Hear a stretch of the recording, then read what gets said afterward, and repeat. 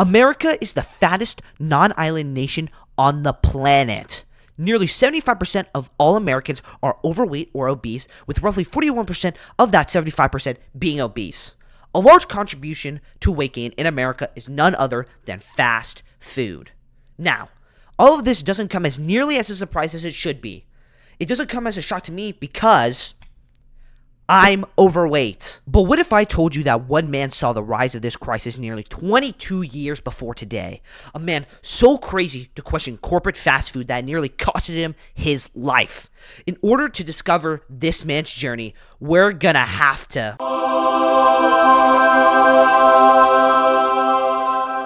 Super Size Me is produced, directed, and revolves around Morgan Spurlock, a man who has dedicated his life to the art of documentary filmmaking. Spurlock followed up on a class action lawsuit against Pellman v. McDonald's Corp., where 14-year-old Ashley Pellman and 19-year-old Jaslyn Bradley were both obese and wanted to sue McDonald's for their drastic weight gain. However, Judge Robert Sweet was forced to dismiss the case unless they could prove McDonald's could pose a danger to children's health. And that's exactly what Morgan wanted to figure out. Morgan would eat at McDonald's for 30 days to see the effects of a pure Golden Arch diet, following 4 key rules. 1. Morgan can only supersize his meal when asked. 2. Morgan can only eat food from McDonald's, which includes bottled water. 3. He must have every item on the menu at least once, and he must eat 3 meals a day: breakfast, lunch, and dinner. With a bonus rule to be to walk as little as possible as a majority of Americans. Okay, wait, hold up. You didn't even explain what a supersize is. Could you give me a second and I'll explain? Okay, I'm listening. Supersize is the largest size McDonald's has ever offered. It would turn your 30-ounce soda into a 42-ounce, and it would turn your 6-ounce fries into a 7-ounce. That soda is the equivalent of drinking 65% of a 2-liter. This option, and in this case, were directly responsible for what I can say is absolute cinema. Supersize Me is a combination of mayhem and gluttony into one nicely wrapped gift to be given to the average American. The reality of how the United States food and beverage market is no short of disgusting. In Super Size Me, there's no definitive dialogue or scene because the documentary is bottled. And while there are secondary characters in the film follows a few core ideas, being how the United States has transformed into a cesspool of poor nutrition and obesity, the impact of unhealthy food, the nutrition and the lack of information about it at McDonald's, how kids are negatively impacted by unhealthy foods in schools and around fast food. Now, don't get me wrong, school lunches back in the day were absolutely awful, but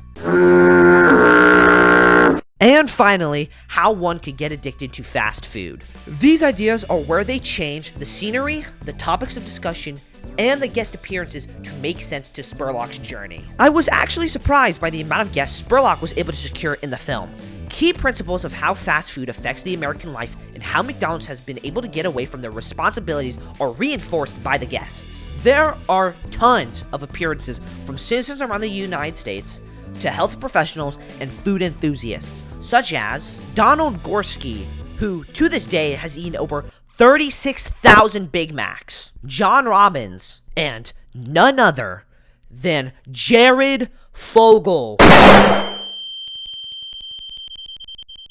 Anyway, this documentary is in no way supporting the ideals of McDonald's or its consumers, and it's pretty obvious that you can tell that by looking at Spurlock's face after he houses another Big Mac after 20 days of eating nothing except the best that McDonald's has to offer. Instead, it promotes the concept that if Americans continue to live the way that they did then, there would be a point of no return. We would reach the apex of obesity. For as eye-opening as this documentary was for me, and how accessible this documentary is on major platforms, McDonald's should be publicly annihilated from the face of the planet.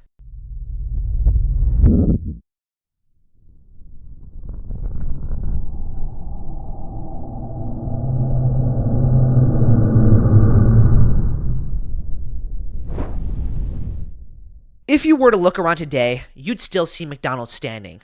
After the release of Super Size Me, McDonald's decided to rid themselves of the Super Size Me option in March of 2004 and started to focus on advertising salads. Even though their salads at the time were as unhealthy as a Big Mac, they focused on staying clean. Now, America is as unhealthy as it's ever been, and McDonald's doesn't even sell salads anymore, so, I mean, what the fuck? Unfortunately, there was no other major impact from the film, and the second franchise was a huge flop.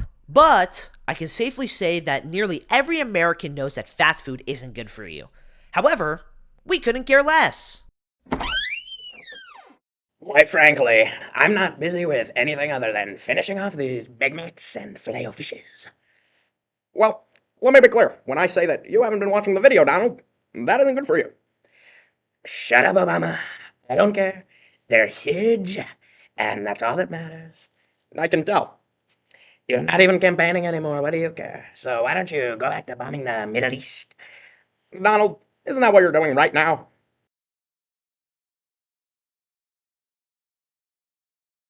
5 out of 5 big arches. I love this product.